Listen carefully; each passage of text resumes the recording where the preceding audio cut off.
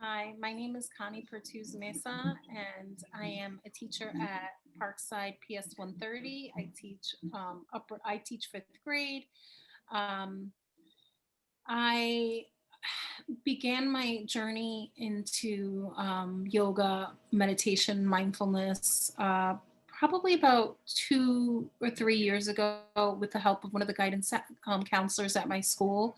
She would push in and do a lot of work with my students. And at first, I just thought it was like, um, I could get some work done while she did a lot of mindfulness with my students. And like, but then I found myself like edging into the conversation and sitting in a circle with my students and participating in the breathing exercises and watching the videos and doing all.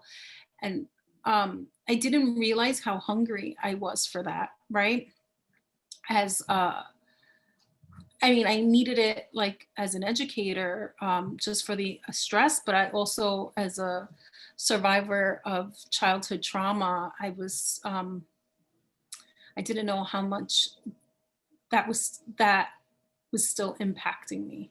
So I began my own meditation practice 2 years ago.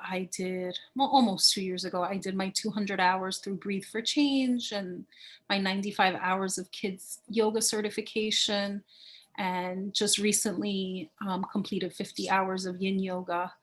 And I mean, I just want to continue. I noticed that my yoga practice and my meditation practice are things that have helped me in all areas of my life as an educator, as a mother, as a writer, as a daughter, wife, sister, you name it. It's bled into my life. And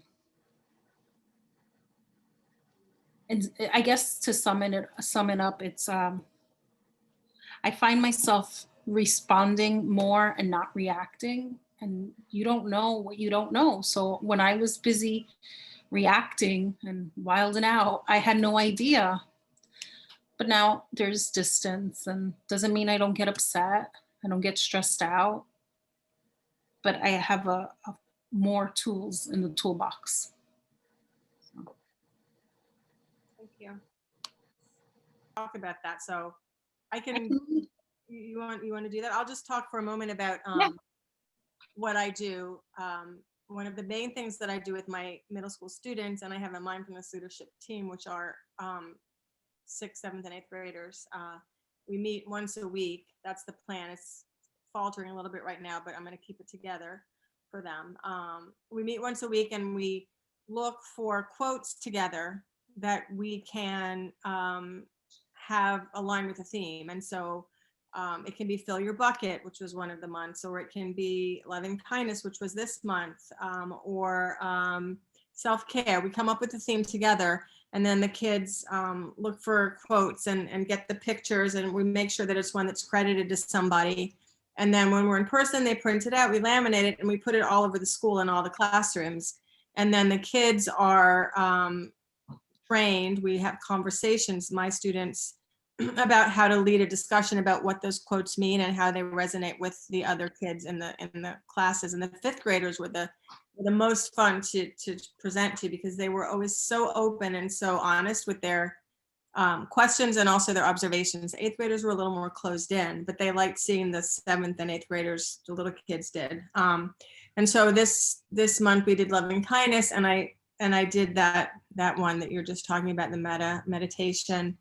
And it was basically, the focus was first loving kindness towards yourself and compassion towards yourself, and then looking outward to somebody that's in your close family, someone you have a good relationship with, and then we sent it out to someone that maybe you had a little bit more of a shaky relationship with, and then a community that you identified that you were either part of or that you wanted to send support and loving kindness to, and then the universe and all the beings. And so we did that meditation, and then the kids were going to, and we haven't met yet, they like to make like Instagram type, what do you call it, the Canva, so that they do like self-affirmations and things around a theme. And so that's our project this month. So I just thought I'd share that.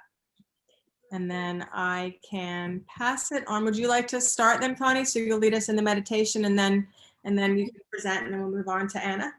Yeah, I'll start. So just bring yourself, bring awareness to your sit bones, and make sure that your feet are rooted firmly to the ground. And I invite you to close your eyes if you so desire, but if you want to kind of do that daydreamy gaze, that's okay too. If it feels more comfortable to turn your screen off, that's also another invitation I offer. And you can bring your hands over your heart. I like this a lot because it releases that feel-good hormone. You can also bring your palms face down or up on your thighs, and just soften your shoulders. And I always ask my students to just bring awareness to their breath. I always tell them that the breath is medicine. And when I focus on my breath, I like to think of a hammock and just not really focusing on breathing longer or shorter, just watching my natural breath. And then I invite my students to hop into their imagination. So I invite you to hop into your imagination. Put yourself in your favorite backgrounds, whether that's spring, summer. There's a palm tree behind you, a sun. And when you see yourself in your imagination, see a wide smile stretching across your face. You can whisper this or you can say it to yourself. May I be at ease? May I be healthy? May I be safe?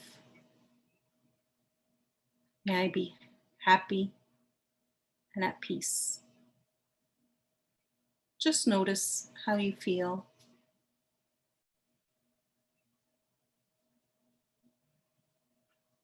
Now I want you to think of someone you love, pets included.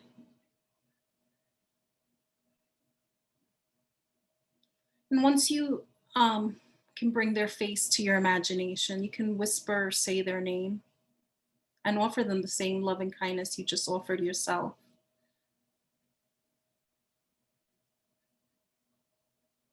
May they be at ease. May they be healthy, happy, safe, and at peace. Just bring awareness to that breath again. Now I want you to think of someone that you see often, but you don't really know their name. Maybe your neighbor in your building or across the street if you live in a house, or the person at the grocery store or pharmacy, your mailman, your FedEx guy. And put them in your imagination and offer them the same loving kindness. May they be at ease. May they be healthy, happy, safe, and at peace.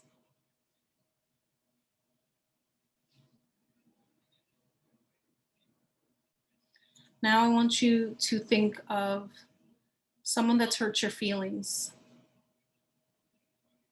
annoyed you, said something, an untruth about you.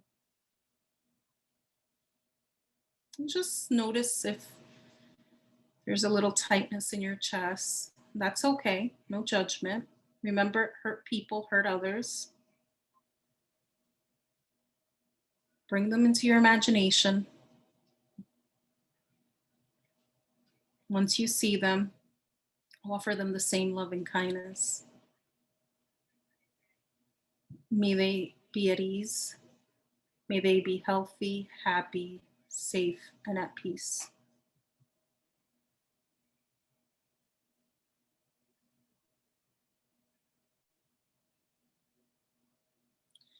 And now I want you to think of every living thing and every living being in this universe.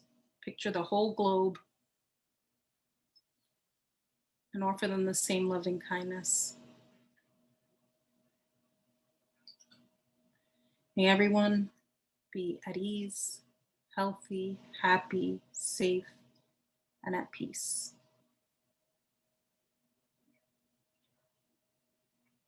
Just bring your awareness back to your breath. And when you're ready, you can flutter or blink your eyes open or bring your gaze back to the screen.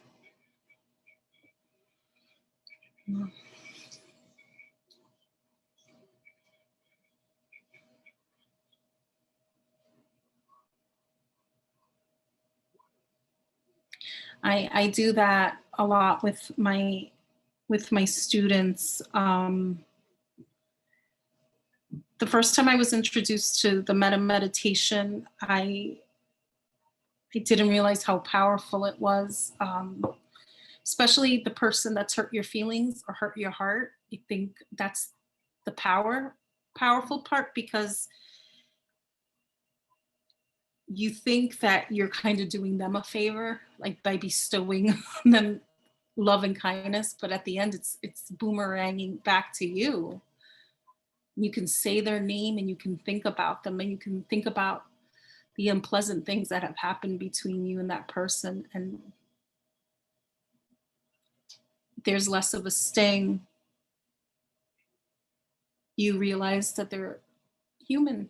It's that compassion, right? So I think it's important for students to see that, and it kind of gives them like an agency. It gives them like this feeling of they're doing something, especially now during, COVID and so much political and social unrest. Gives them agency and trying to build that muscle of self-compassion, right? And to see others with that same lens.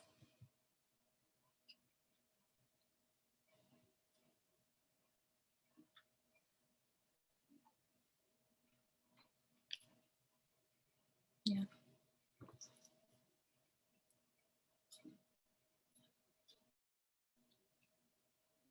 Yeah, I can't hear. Somebody has to. No, I didn't realize it was muted. Okay. I was going to ask you about some details about that, or was there more that you were going to present to us about how you use mindfulness? Oh no, that's just how I start my morning. I'm teaching remote this year, but when I was doing it in person, we would start our day with gratitude journals in the classroom, and I would do the metta meditation or some breath work right after lunch because I needed to kind of center them. And sometimes there was so much energy in the lunchroom, I needed to kind of bring them back.